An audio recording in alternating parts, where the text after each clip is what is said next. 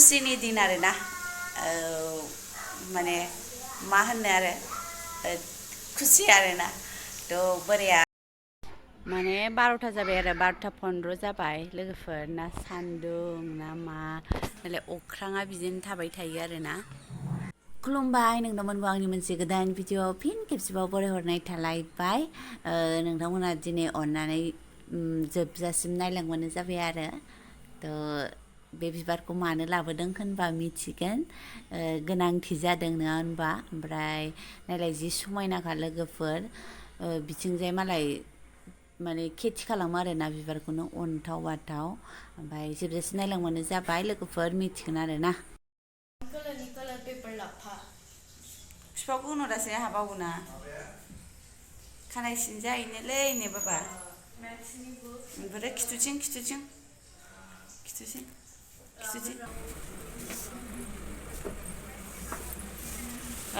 फिसाखौ गानलायदो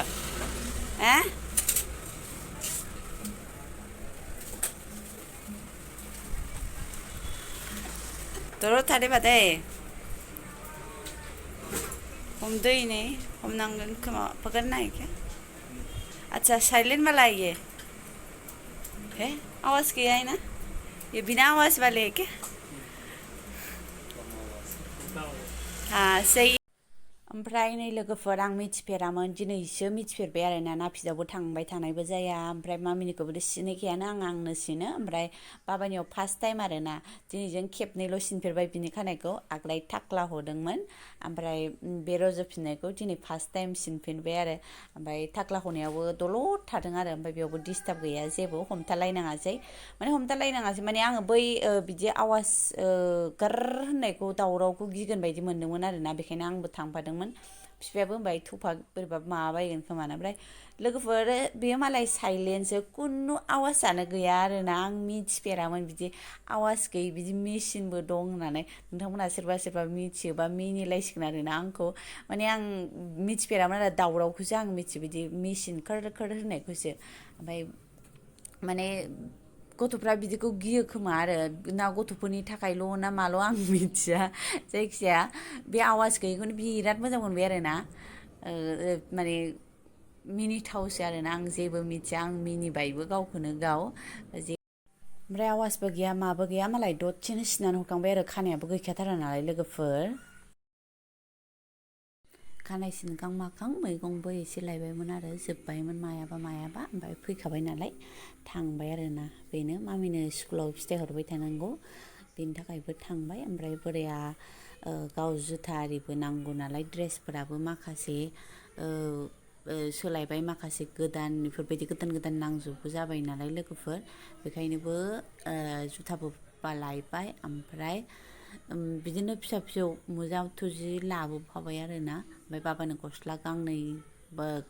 पेन गांनै लाबोफाबाय मामिनो लंपेन्ट गांसे लाबोबाय आरो सानफ्रामबो गाननो थाखाय माने बांद्राय गैयानो आरोना ओमफ्राय बिदिनो लोगोफोर नै मा फिथाइ बियो मैयानि ससे दिनैनि ससे लागायदेरलायबाय आरोना आङो नै जागायलायबाय लोगोफोर नैबो सिखाराखै लोगोफोर मारिनानै दोनबाय आं ओमफ्राय बिस्रा खाथिनिया नुहुरबा खेवो नालाय बेखायनो बिदिल' नेटखौल' मारिनानै गारबोबाय आरो आंनि फाला दिनैबो मोनफैफिनलायबाय आरोना लेट जादों बोराया दिनैबो सिखाराखै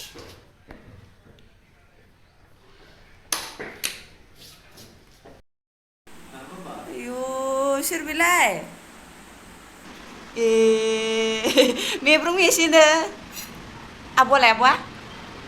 आब'खौ दोनहैबाय मामाया आयै फिसाबो फै ओरै मानो एरसोहैखो फै आं हाबफैदोंल'सो फै दासो हाबफैदोंना आङो दरजाल'सो बेयावनो दंखायोमोन दै लायनो थां बाबाजों थां दै बथल लाय थां आया गथ'आ उन्दुलांफैबाय नामा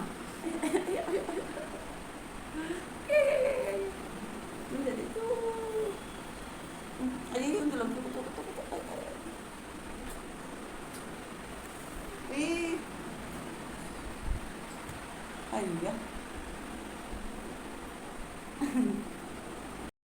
नै बोराया मालाय चमकायदों दिनै लोगोफोर मानो चमकायदों होनबा सानदो नोंथांमोना चमकायदों आरोना बोराया पलिस माने जोंहोदों ओमफ्राय नैबे बिथांखौ गाननाय नंला आरो दिनैनिफ्राय लोगोफोर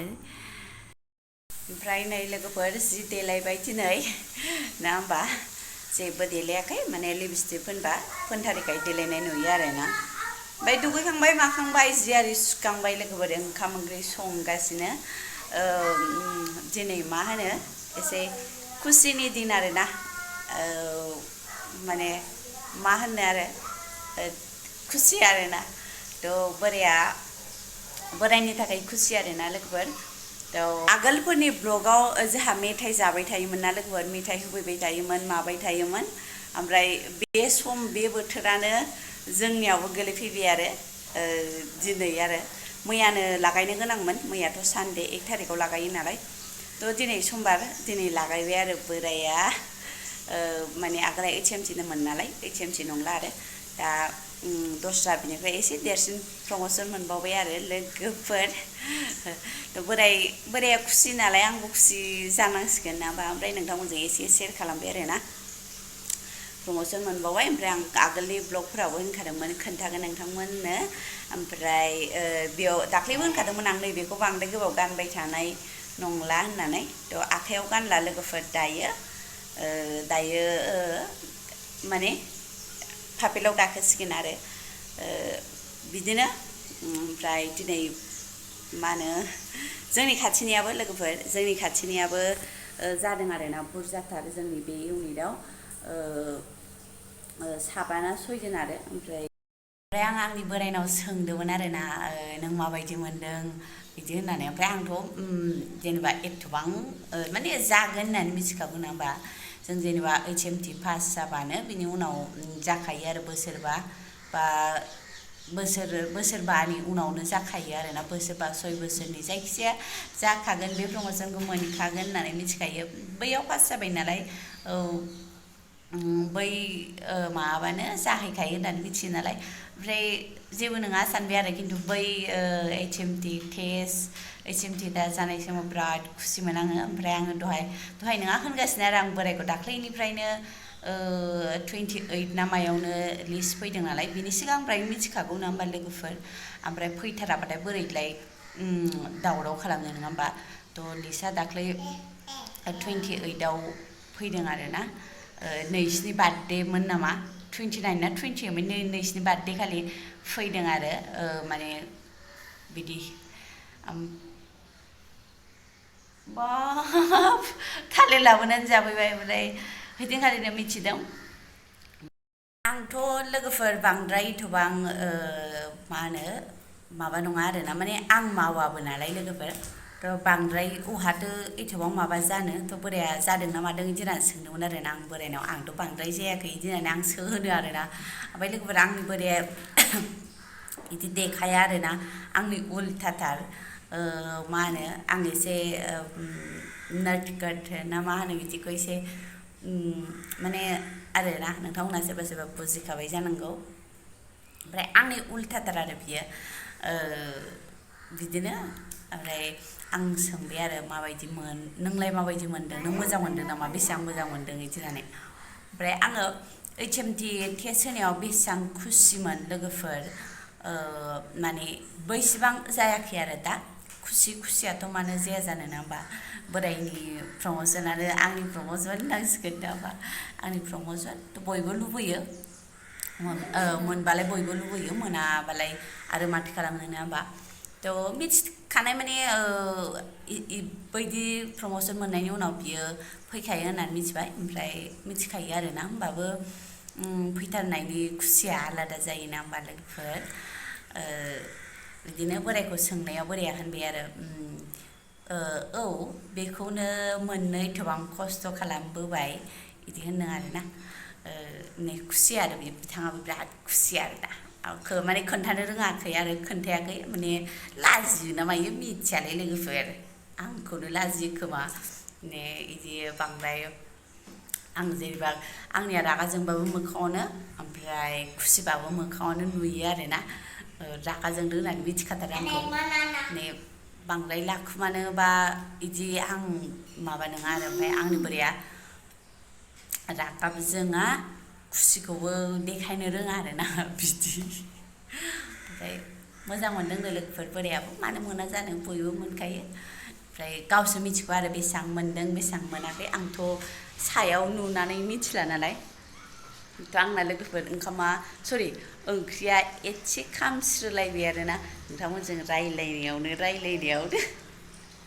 ओमफ्राय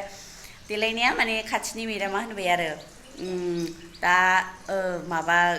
जेनेबा हाथरखि लागायबाय आरो लोगोफोर हाथरखि लागायबाय आंनि बोराया थ' हाथरखि लागायनायावनो नोङो बोरायखौ मा होनो मेमब्रां ब्रां वेलकाम खालामगोन आरो बिदि होननानै ओमफ्राय गावसिनाबो नालाय थ' देलायनानै थादो मावदां मावबा दुगैदो मादो बिदि होननानै बुंलायबाय आरो ओमफ्राय बेखायनो आङो एसे देलायबाय आरो देलायनायाथ' मा बेनो लिपस्टिक फोननायखाय एसे देलायनाय बायदि नुदों बिदिखौलाय सानफ्रामबो देलायखायो ओमफ्राय लोगोफोरा आंखौ मबाइलाव एसे साबसिन नुयो ना मायोथाय आं मिथिया आंनि मोखांनि फ्रन्ट केमेराया एसे साबसिन ओमफ्राय मा होनो बेगा एसे माबा बांद्राय मोजां नङा ओमफ्राय एथबां दामनि मबाइल नङा आरोना आंनिया अप्प' 53 आरो अप्प' 53 ओमफ्राय नोंथांमोनहा मिथिखागौ बिनि दामा बेसेबां 10-12 हाजार आरोना ओमफ्राय मोजां नुनाय बायदि मोनथारो आङो केमेराखौ मोजां बायदि मोनो आरोना लोगोफोर नोंथांमोनहा माबायदि नुयो मा होनो लोगोफोर माने बिराद बैग्रि बिलाइ थाङो आरोना बे प्रमसनाव बे जायगायाव आरो दस्रा जायगायावथ' एथबां थाङा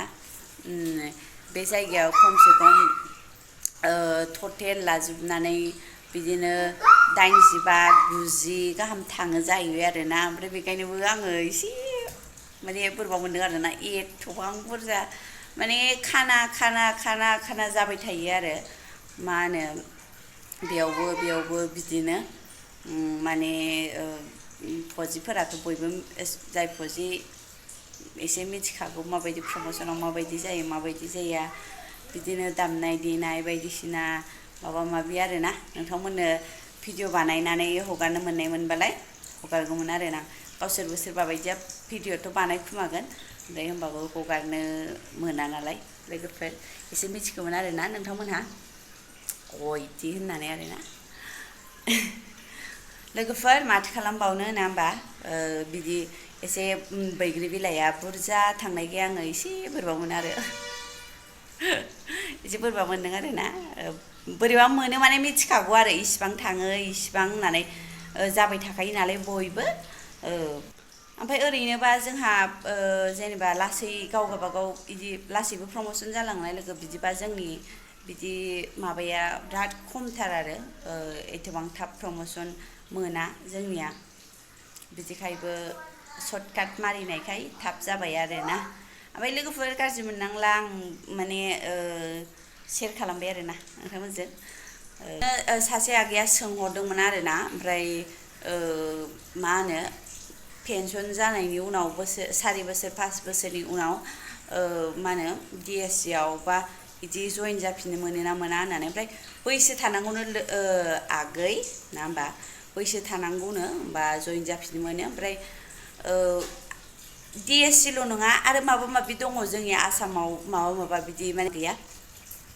एसे खबर लाबानो जाबाय जोंनि आसामाव मानो होनबा जोंनि बेवाइयाबो बिदिनो मावफिनदों आरोना एसे माने रेगुलार मावबाय थाबा एसे गोजानाव थाङो नालाय ओमफ्राय दा जोंनि बेवाइयाबो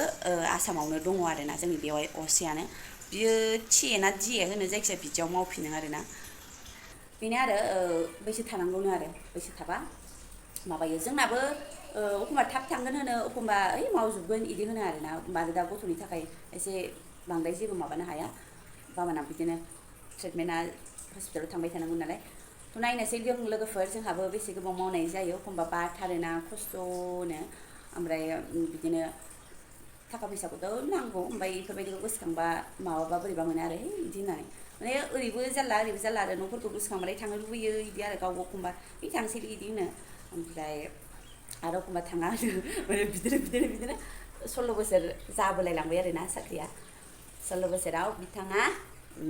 JSU आव जाबाय आरोना ओमफ्राय JSU नि फुल फर्मखौ दहाय खोन्थादोंमोन लागायनानै फैबाय नै लोगोफोर हाथरखिखौ पाफेलाव आगोल आखायावसो गानोमोन नालाय ओमफ्राय दा मोनसे हाथरखि जाबाय आरो ओमफ्राय बिदिनो मोनसे मोननै जालांबाय जासिगोन आरो बिदिनो देखाय मोनाबाबो नोंथांमोननो एसे देखायबाय आरो आं ओरैनो लोगोफोर बेखिनियावनो दोनथ'नोसै दिनैनि ब्लगखौ माने खुसिजों लोगोसे आरोना जायफोरा जोबजासिम नायबाय बिथांमोननिसिम रोजा रोजा साबायखर थाबाय